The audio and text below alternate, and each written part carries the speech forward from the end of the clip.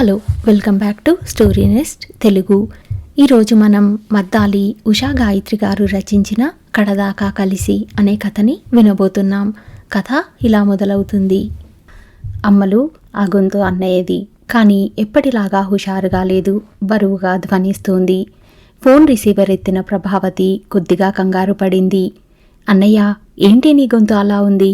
ఏమైంది? గబగబా ప్రశ్నలు సంధించింది. ఏం లేదే, నిన్నట్నుంచి మీ వదిన అస్సలు లేవడం లేదు, నాకు గాభరాగా ఉంది అన్నాడు ప్రకాశ్రావు. ఏంటన్నయ్యా, నిన్నట్నుంచి బాగోకపోతే ఇప్పుడా చెప్పడం? ముందు నువ్వు ఫోన్ పెట్టేయ్, నేను బావగారు వెంటనే బయలుదేరి వస్తున్నాం. సమాధానం కోసం ఎదురు చూడకుండా ఫోన్ పెట్టేసి, ఏమండోయ్, అర్జెంటుగా అన్నయ్య వాళ్ళింటికి వెళ్దాం పదండి అంటూ గబగబా గుమ్మం దగ్గరికొచ్చింది. అప్పటికే కారు సిద్ధం చేసి ఉంచాడు ప్రభావతి భర్త ఆనందరావు. ఫోన్లో సంభాషణ విని, ప్రభావతి వాళ్ళింటికి అన్నయ్య ఇంటికి 1 గంట ప్రయాణం. ప్రకాశరావు ప్రభావతి కన్నా 10 ఏళ్లు పెద్ద. వాళ్ళు మొత్తం 5గురు సంతానం. 2 అన్నయ్యలు, 2 అక్కయ్యలు, ఆఖర్న ప్రభావతి. అందరికీ ప్రభావతి అంటే అమిత ముద్దు. చిన్నప్పుడు ఎర్రగా బాగా బుద్దుగా ఉండేది. ప్రకాశరావు అందరిలోకి పెద్ద. ప్రభావతికి పెద్దన్నయ్య అంటే ఎంతో ప్రేమ, అభిమానం. అన్నయ్య ఇల్లు దగ్గర పడే కొద్దీ ఆతృత హెచ్చింది. పాపం వదినకేమైందో? అన్నయ్య అన్నింటికీ వదిన మీద ఆధారపడతాడు. సొంతంగా ఏ పని చేసుకోలేడు. ఉన్న ఒక్క కొడుకు పై చదువులకి అమెరికా వెళ్ళి అక్కడే స్థిరపడిపోయాడు. ఫోన్ల మీద పలకరింపులు తప్ప ఓ పట్టానా ఇండియాకి రాడు. కారు ఆగి ఆగకుండానే గబుక్కున కిందకి దిగేసింది.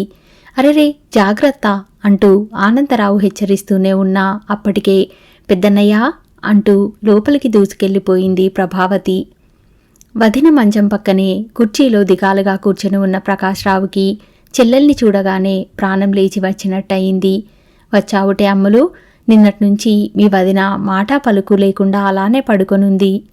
వదినా, చూడు, నేను అమ్మల్ని వచ్చాను అంటూ మంచం మీద ఓ పక్కగా కూర్చుంది ప్రభావతి. ప్రభావతి గొంతు వింటూనే కళ్ళు తెరిచి సత్తువ తెచ్చుకొని లేవడానికి ప్రయత్నించింది భారతమ్మ. కాని ఓపిక లేక సన్నగా ఓ మూలుగు మూలిగింది. లేవకు ఒక్క మాటు నాకు నిన్నే ఫోన్ చేసి ఉంటే వెంటనే వచ్చి మిమ్మల్ని తీసుకెళ్లేదాన్నిగా.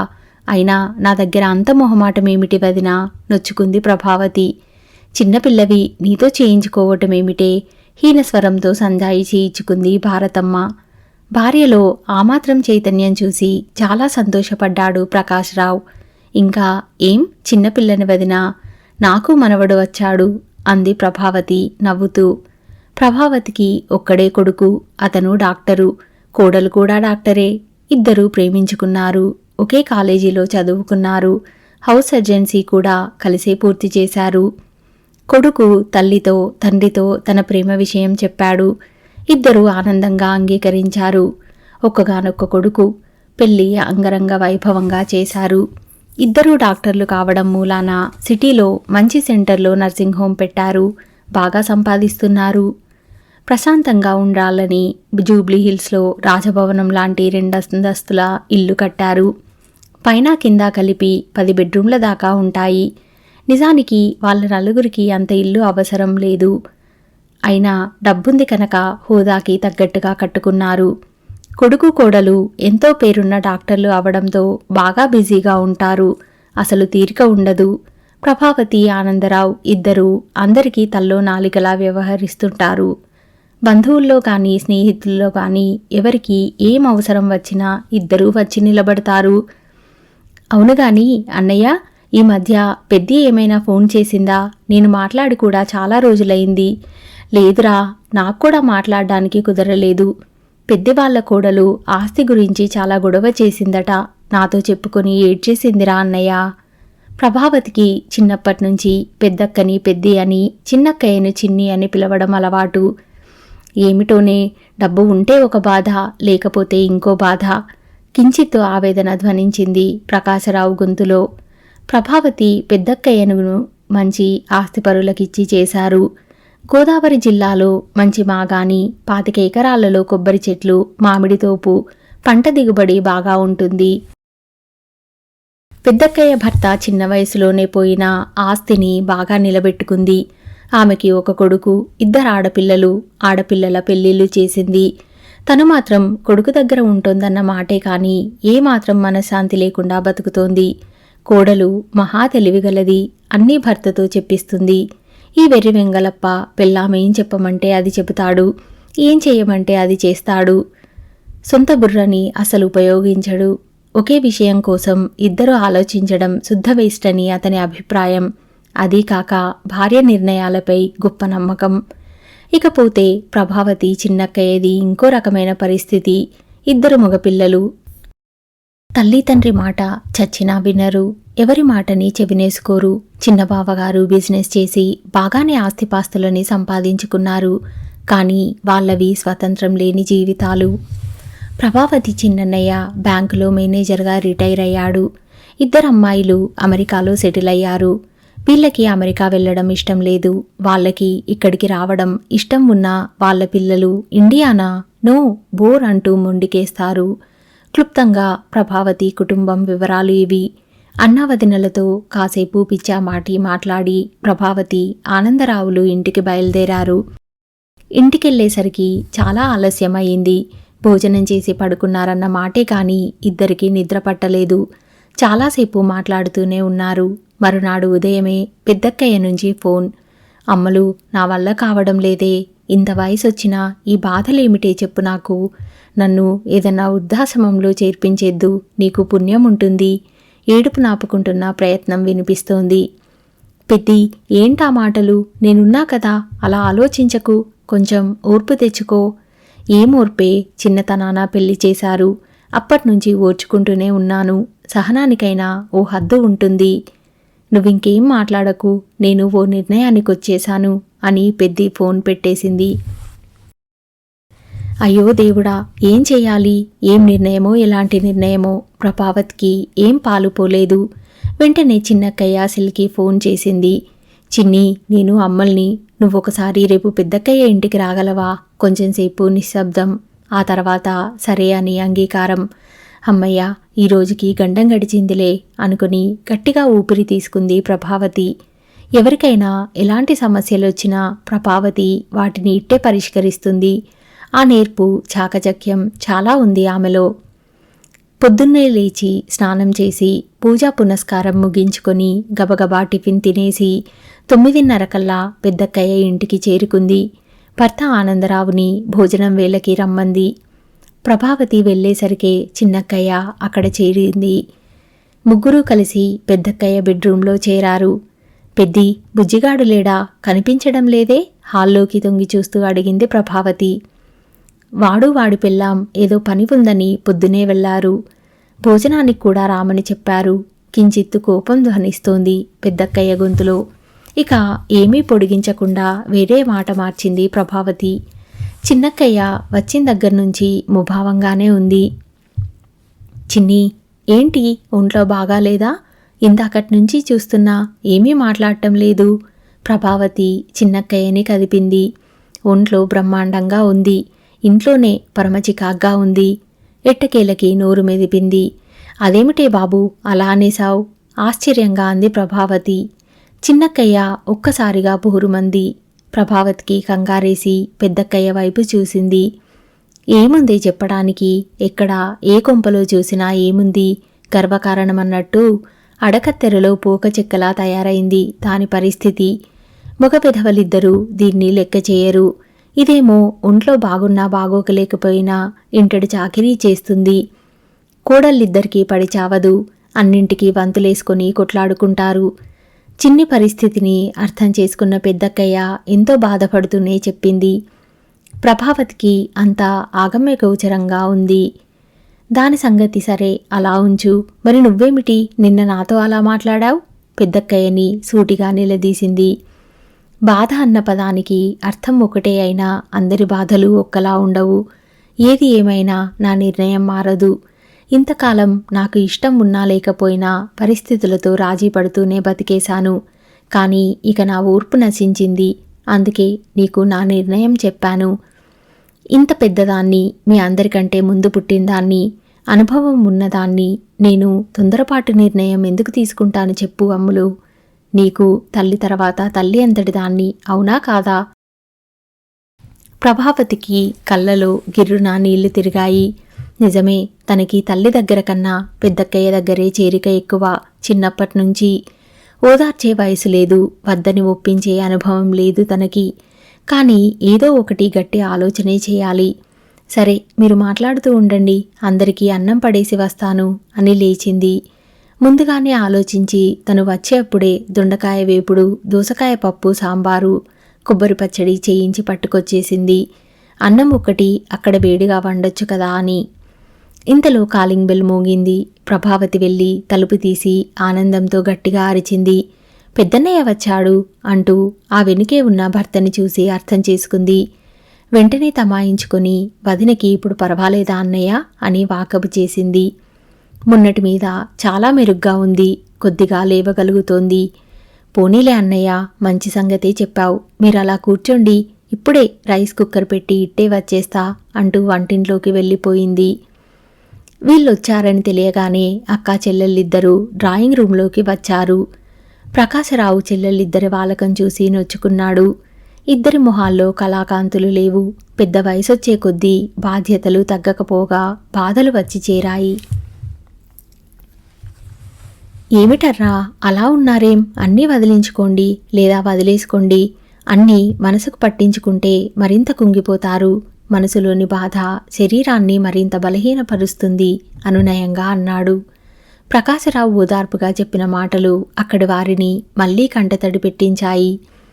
ప్రభావతి భర్త ఆనందరావు కొద్దిగా ఇబ్బందిగా ఫీలై, ప్రభా, ఏమన్నా సాయం చేయనా అంటూ వంటింట్లోకి వెళ్ళిపోయాడు.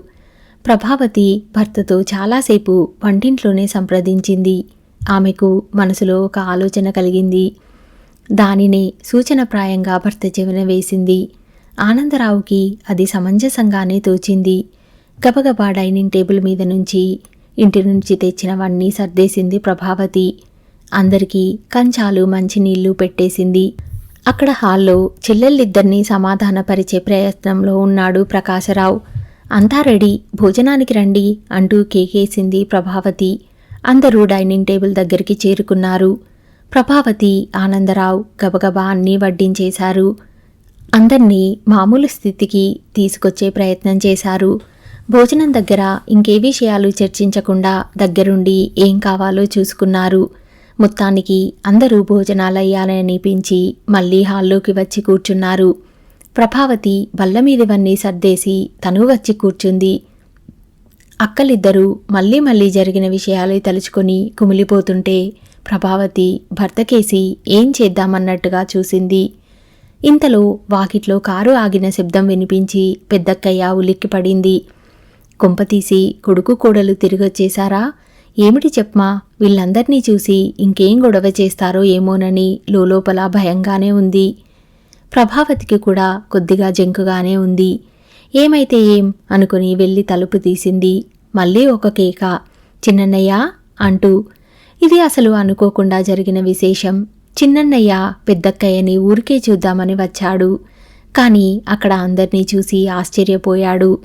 రారా, వచ్చి కూర్చో అంటూ ప్రకాశరావు తమ్ముడికి ఎదురెళ్లాడు. మంచి సమయానికే వచ్చావు అని తమ్ముడి వైపు ఆపేక్షగా చూసింది పెద్దక్కయ్య. ప్రభావతికైతే ఈ కలయిక చాలా శుభసూచకంగా తోచింది. తన ఆలోచన అందరి ముందు ఉంచటానికి ఇదే సరైన సమయం అనుకుంది. మొత్తానికి అందరి పరిస్థితి ఇంచుమించుగా ఒకటేలా ఉంది.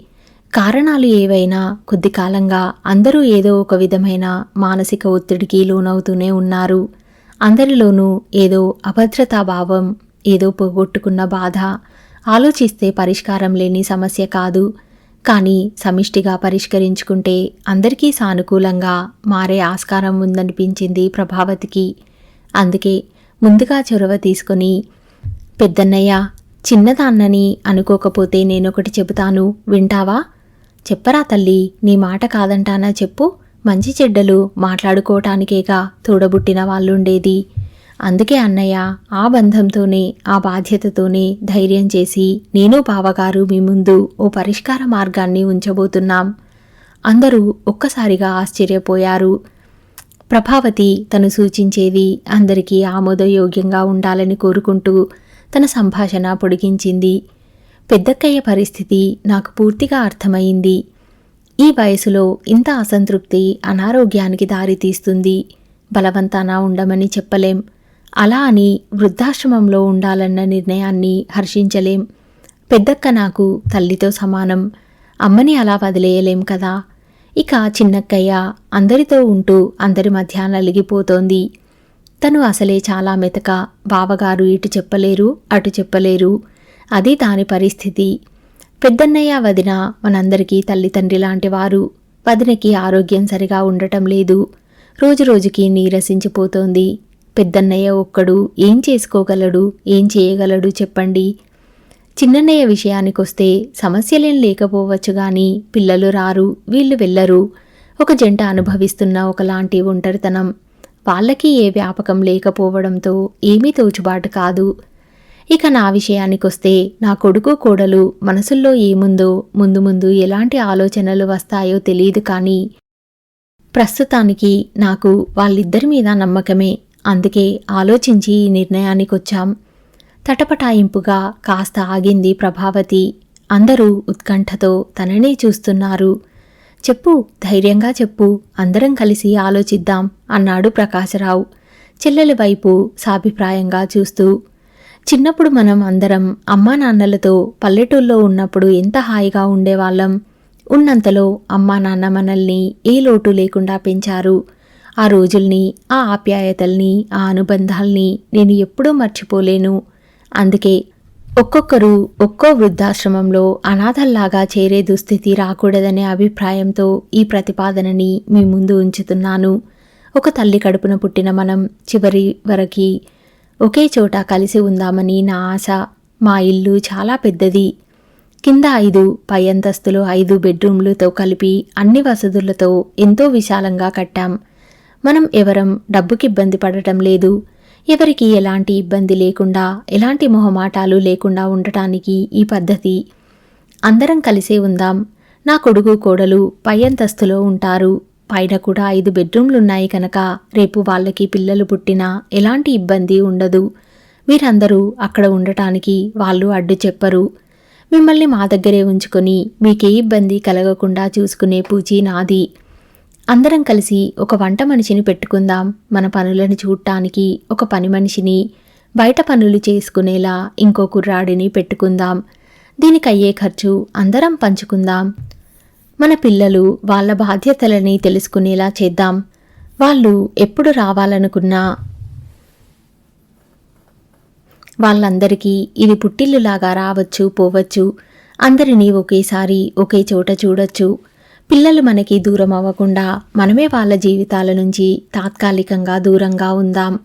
అలా అయితే వాళ్ళకి కావలసిన స్వతంత్రం వాళ్ళకుంటుంది, మనకి కావలసిన స్వేచ్ఛ మనకుంటుంది.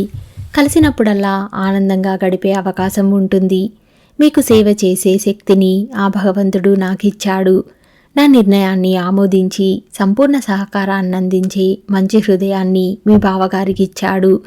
మీరు బయటకెళ్లకుండా మీకు ఏం అవసరం వచ్చినా, అంటే బ్యాంకు పనులు వగైరా అన్నీ ఆయనే చేస్తానన్నారు. మనం అందరం ఒకే రక్తం పంచుకు పుట్టిన వాళ్ళం. మన మధ్య ఎలాంటి భేదభావాలు లేవు. ఉన్నది ఒక్క రక్త సంబంధం మాత్రమే. దీనికి నా కొడుకు కోడలు పూర్తి మద్దతు ఇస్తారని నా నమ్మకం. మీరంతా నాకు ఈ చిన్ని అవకాశాన్ని ఇస్తారని ఆశిస్తున్నాను. ఈ వార్ధక్యంలో మళ్ళీ మన బలాన్ని, అందమైన జ్ఞాపకాలని గుర్తు చేసుకుందాం. మనలో ఉన్న కొత్త ఉత్సాహాన్ని నింపుకుందాం. కడదాకా ఒకరికొకరం తోడుగా ఆనందంగా బతికేద్దాం.